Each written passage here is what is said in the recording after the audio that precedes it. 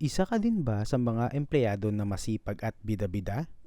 Pero na-realize mo na hindi ipapamana sa'yo ang kumpanya?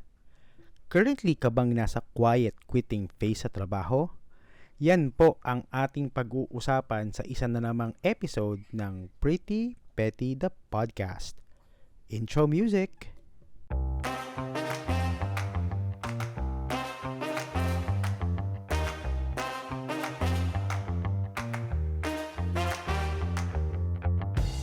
Hello sa lahat ng ating mga listeners. Welcome back to episode 3 of Pretty Petty the Podcast. Yes, we are now in episode 3. So, first of all, I'd like to thank all of the listeners of our first 2 episodes. Yes, hindi ko in-expect that I will get, or this podcast will get more downloads and streams. Kasi since bago lang siya, I'm expecting around 10 or less. Yeah, kasi bago lang yung podcast so normal lang naman yun. Pero I was shocked because mas marami yung nag-downloads and stream nung first 2 episodes natin. So just to share with you guys, so the first 2 episodes had around 40 total downloads and streams. So for me, malaking bagay na yan na umabot ng 40 plays. 40 times na play ang ating podcast on our premiere week with a total of 20 Spotify followers. Yes, so thank you sa lahat na nag-follow ng ating podcast. Yes, and apart from that, nagulat din ako kasi meron tayong mga listeners outside the Philippines. Yes, majority naman from here, around 76% of our listeners came from the Philippines, pero meron tayong listeners coming from the US, from UAE, Canada, and Japan. So, thank you sa lahat ng mga listeners, ang ating international audience. Thank you so much for listening to my podcast. And then, it actually dawned on me, may mga kaibigan pala akong nasa labas ng bansa. No? So, baka sila yon. Again, thank you so much for the time that you've spent listening to my podcast. Hopefully, we get to see you or you get to listen to the episodes every week. By the way, ako nga pala ang inyong millennial Tito Alvin, na magbibigay sa inyo ng mga opinyon na hindi nyo naman hinihingi. Mga opinyon at kuro-kuro tungkol sa iba't ibang problema ng ating mga storytellers, aka chismis. So, in this podcast, pakikinggan natin ang problema ng ating storyteller kung saan gusto nilang malaman kung ang mga actions nila sa buhay-buhay ay tama ba o mali. Pero in our podcast, instead of tama or mali, we will call it pretty or petty. Oh, di ba? Tulad ng ating story of this week, narinig niyo naman kanina sa simula ng podcast, di ba? Related sa workplace ang ating topic. Yes, specifically, pag-uusapan natin ang tungkol sa quiet quitting. Nakaw! For sure, madami ang makaka-relate dyan. You know, myself included. Pero, let's all save that for later. Bago tayo pumunta sa ating next segment, i-follow nyo muna itong podcast na to kung di pa kayo naka-follow para ma-notify kayo kung may bago tayong episode. Tapos, isagad nyo na din. Please give us a 5-star rating para everybody happy. Yes? Yes? Okay, sige. Let's proceed and hear our storyteller in this segment that we call Storytime.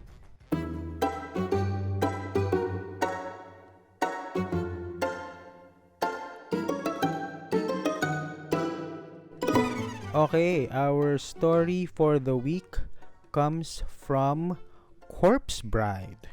Wow. Katakot naman. Corpse Bride. Pero sige, go ahead, Corpse Bride. Take it away. Hello.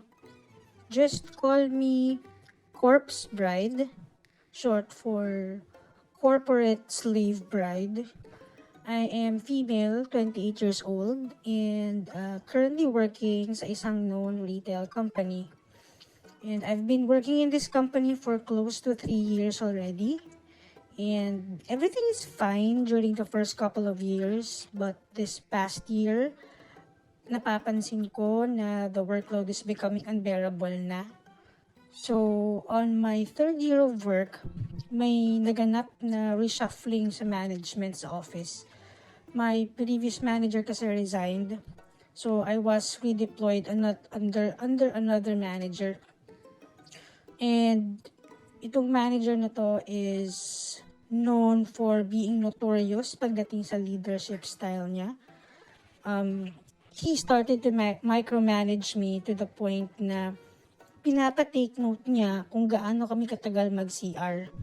As in, time in and time out pag nag-CR kami. But as corporate slaves that we are, we just do it na lang kahit we find it ridiculous. And I can say naman na hindi ako pabayang empleyado. I make it a point that I submit my deliverables on time and I make it sure that I attend important meetings and never naman akong na-late sa work. Pero recently, since I am efficient with what I do, parang padagdag ng padagdag yung trabahong binibigay sa akin. At some point, I started bringing my work home just to finish everything. I told myself that this is not right. So I began my quiet quitting phase. I am not as quick as before when doing my tasks. Binawasan ko na din yung pagiging bibo sa mga meetings. I even declined attending extracurricular activities sa work. Kahit gusto ko, pero I start declining them. I still get the job done, but not as enthusiastic like before.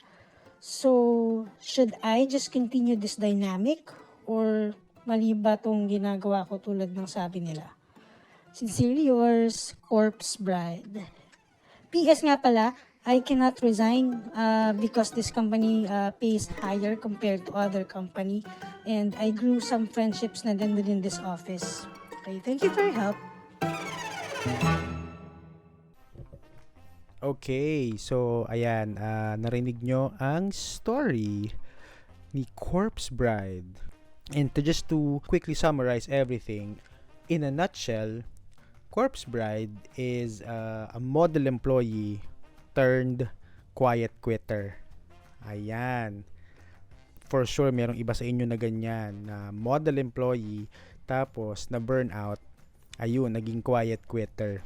Pero, before we move forward, i-define muna natin kung ano ang quiet quitting. Okay, sumikat to during the pandemic eh. Quiet quitting is defined as to do the minimum amount of work required for a job. According naman kay Greg Doherty, okay, I hope I'm not butchering his name. So, si Greg Doherty ay isang longtime magazine editor and frequent contributor of History.com and Smithsonian Magazine. Sabi niya, quiet quitting refers to doing the minimum requirements of one's job and putting in no more time, effort, or enthusiasm than absolutely necessary. Okay, so nasa quiet quitting phase ka kapag bare minimum lang ang binibigay mo sa work. Okay? Technically, hindi ka literal na nagko-quit or nagre-resign sa job mo, no? Hindi ka lang nagbibigay ng madaming effort at time to do your job. Yan ang definition ng quiet quitting. Sabi ni Corpse Bride, nag-start siya mag-quiet quit after siya mailipat sa ibang manager. So, itong manager daw na to ay isang micromanager. Ayan. Mahirap yan. To the point daw na pinapa-record yung oras na nasa CR sila. Ang taray. Pati sa CR may log-in, log-out. Okay. Sige. Eto, share ko lang ha. I believe yung pag-take note ng oras, for example, sa paggamit ng restroom, should depend sa type ng trabaho na ginagawa mo. For example, kunyari ang trabaho mo ay results-based or output-based. Kunyari, isa kang graphic artist, web designer, or yung line of work mo nasa creatives. Ayan, so results-based siya. parang hindi naman applicable na orasan bawat kilos mo kasi it defeats the purpose of being results-based, di ba? Kaya ka nga results-based eh. Wala silang pakialam kung paano ang process mo during the job. Ang importante you create the output. So, hindi ko magets kung ganun yung line of work. Pero, kung ang line of work mo ay time sensitive, kunyari call center agent ka, yan, may enough justification yan kung bakit kailangan may limit ang time, especially sa paggamit ng restroom. Okay? So, maybe you're asking, Tito Alvin, paano mo nasabi yan? Personally, I've worked for the BPO industry for more than 15 years. Yan, and I totally understand why companies are doing this kind of action. I'm not gonna go into too much detail, pero ang gist lang nito is yung mga clients, yung mga clients sa ibang bansa, they usually pay yung company dito sa Pilipinas based on the productive time ng agents. So, hindi kasali sa productive time ang mga breaks, lunch, and mga restroom breaks. Of course, iba-iba naman yan per company, no? Pero in general, ganun yung sistema. So, the more time spent on restroom break, meaning, less yun sa productive time. Meaning, less ang ibabayad ni client sa company kasi nga, bawas ang productive time. Pero, si company dito sa Pilipinas, hindi naman binabawas yon sa susweldohin ni agent. Nagets? Kaya nila kinokontrol yung time para hindi malugi yung kumpanya. Nagets ba? Nagets nyo ba yung logic? Okay. So, sa sitwasyon ni Corpse Bride, hindi naman niya nabanggit, no, kung output-based ba siya or hindi.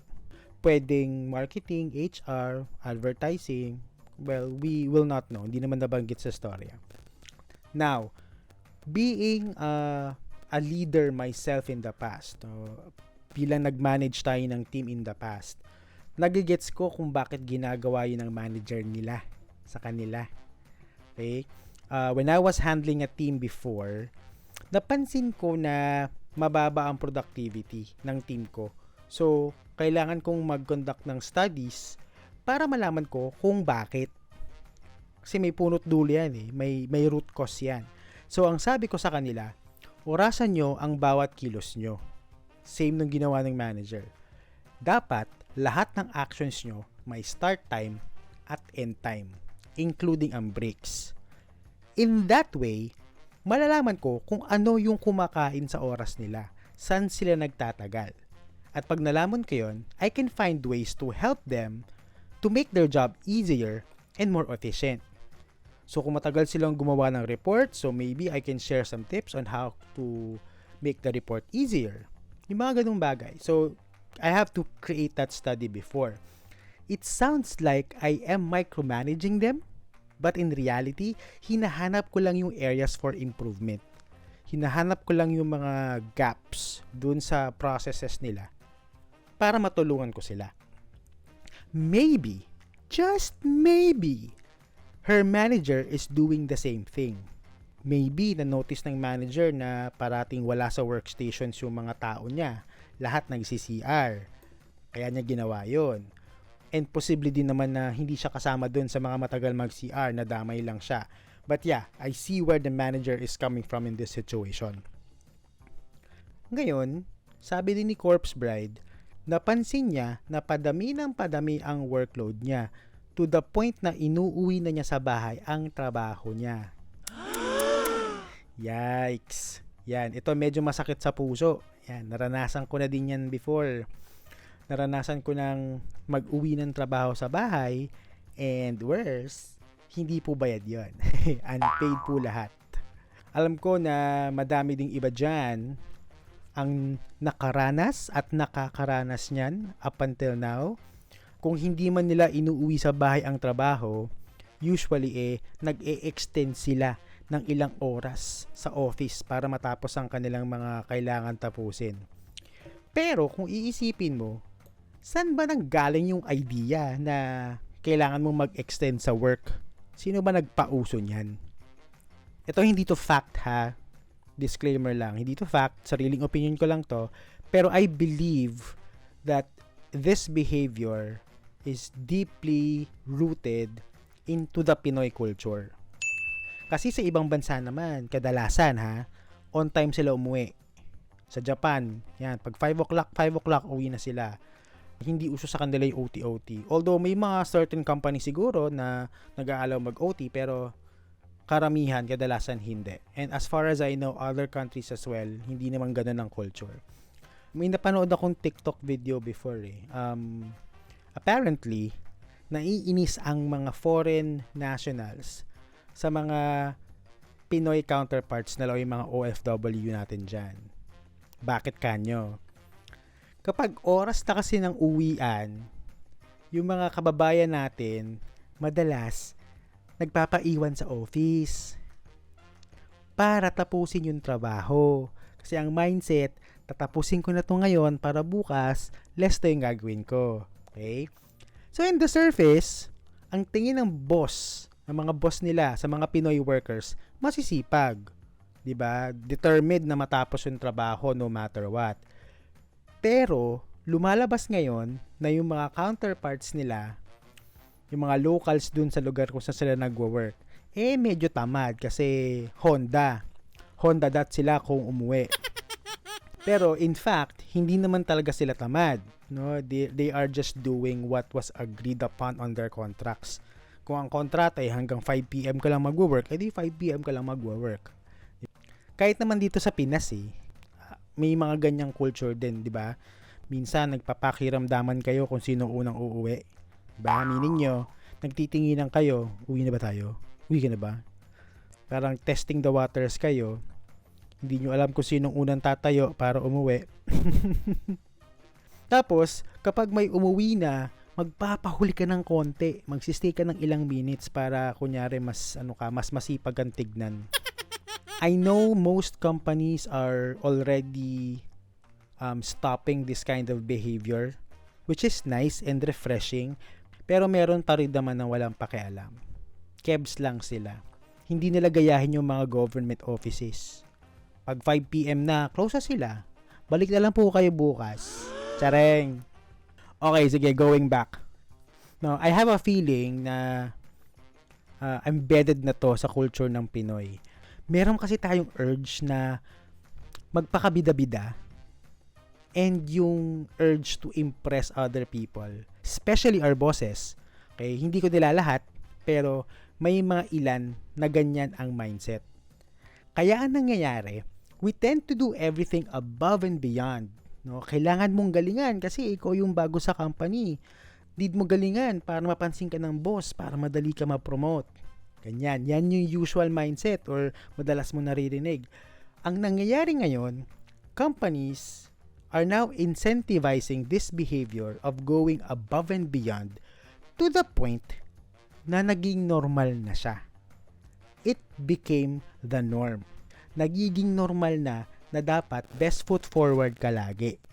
Now, don't get me wrong, it is not wrong to put your best foot forward. And it is not wrong to incentivize the quote-unquote above and beyond behavior.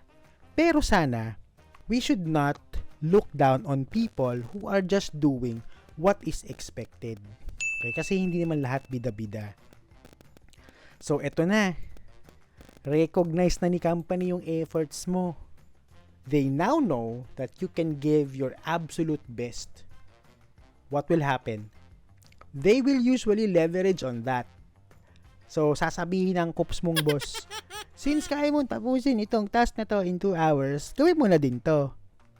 And they usually disguise this as quote-unquote training. Oh, tama ako? Tama ako, di ba? Sasabihin nila sa'yo, ayan, training mo na yan para pag ikaw na yung nasa ganitong posisyon, alam mo na yung gagawin. Oh, pamilyar? Narinig nyo na din ba yan? O, balik tayo. So, eto ka ulit. You will try to accomplish yung task na binigay sa'yo kahit hirap ka na. Pero dahil gusto mo magpa-impress, tinapos mo ulit with flying colors. Okay? On time and everything. So, ngayon, yung kops mong boss ulit, bibigyan ka na naman ng ibang task hanggang maging cycle na siya. Pajulit-julit na mangyayari yan, and eventually, marirealize mo na hindi ka papatayuan ng rebulto ng kumpanya nyo. Walang ganon, Mars. Since hindi ka makapag-resign, you'll end up quiet quitting. Okay, nagets niyo yung flow? Nagets niyo yung flow from the culture that we had before to quiet quitting. And I guess yan ang nangyari kay Corpse Bride. She was doing well at work. Tapos when the company found out that she was very efficient, they took advantage of it. Medyo harsh siguro pakinggan yung took advantage, pero you know what I mean. Share ko na lang din dito, when I was still working in the BPO industry, medyo similar kami ni Corpse Bride. Meron akong tendencies to become a Jollibee. You know, yung bida-bida. Bida ang saya. Jollibee, baka naman. Hindi naman sa pagbubuhat ng sariling bangko, no? Pero bubuhatin ko na. Let's just say na I'm really good with what I do. And marami naman makakapag-vouch niyan. I'm so good that minsan, kahit hindi ko na trabaho, ginagawa ko pa din. Kasi ayaw kong mapahiya. My mindset that time is that pinagkatiwala nila sa akin yung trabaho, malaki ang tiwala na binigay nila sa akin na magagawa ko yung task na yon. So in return, ayaw kong mapahiya sa kanila. Tulad ni Corpse Bride, that's when I started bringing home work. Doon na nagsimula na nag-i-extend ako ng 1 hour, 2 hours, minsan 3 hours sa office just to finish my deliverables. So, dumating ako sa point na I was so tired. As in, pagod na pagod ako. Hindi naman ako makapag-resign kasi hindi naman madali humanap ng bagong work for the same position. There was a point na tamad akong gumalaw. As in, tamad akong pumasok. Alam mo yon, tulad ni Corpse Bride, hindi na ako enthusiastic as before. Buti na lang, yung mga managers ko, hindi sila manhid. Siguro kasi obvious yung change ng behavior from being enthusiastic to not so being enthusiastic. Ayun, they noticed it right away and we were able to make plans on how to make my work life easier. Kaya, thank you sa mga managers na naka-work ko in the past. Kung nakikinig po kayo, pakigalaw po ang baso please. Ay, wag po pala, wag po. Baka pa maging horror story itong podcast. Okay. Anyway, ano ba ang pwede nating i-advise kay Corpse Bride? Siguro hanap ka ng boss na hindi kupal. Charot lang. Charot lang. Hindi, ito, seryoso na. I suggest for Corpse Bride to set her boundaries, especially sa time. Okay, if your job requires you to work from 8 a.m. to 5 p.m., then just work within those hours.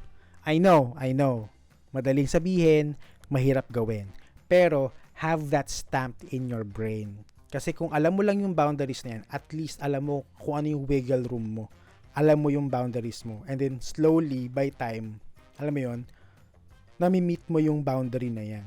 Hindi man madali sa umpisa, pero I think it's doable. Now, if the workload is heavy, and you can't finish it within the day, then I think oras na para kausapin mo yung boss mo. Hindi para magreklamo ha, hindi para magrant, but instead, to work with your manager para matulungan ka niya sa mga task mo. Malay mo kasi, hindi pala niya alam na lunod ka na sa trabaho, sa mga task. So maybe start communicating with your manager on how they can help you do your job, help you do your task. Maybe your manager can distribute other tasks to other team members if that's something that they can do, or maybe set your deadlines on a later date. Posible naman din yan. I believe that a constant touch base with your manager will somehow improve the situation kasi both of you are on the same page, alam nyo ang goals ng isa't isa, and transparent kayo sa mga actions nyo. Hindi kayo nang huhula pare-pareho. I think dun ka na lang muna mag-start. And once you have your groove na, especially with setting your boundaries, with time, and communicating and being transparent with your task, I think domino effect na yan. Everything will be better. Ngayon, kung nahihirapan ka naman to voice out your boundaries or hindi mo alam kung paano mo professionally magpo-push back sa mga utos. When we say push back, yung tatanggi. Okay? I highly suggest you watch this TikToker. Her name is Lo Hailey. I think it's Lo or Loey Hailey. Okay? You can find her sa TikTok. May mga video siya on how to set boundaries within the workplace in a very nice way, in a very professional way. May ilang shady, pero usually funny and informative naman. So you can find her with her handle at Loey W Hailey sa TikTok. That's LOEWHALEY sa TikTok.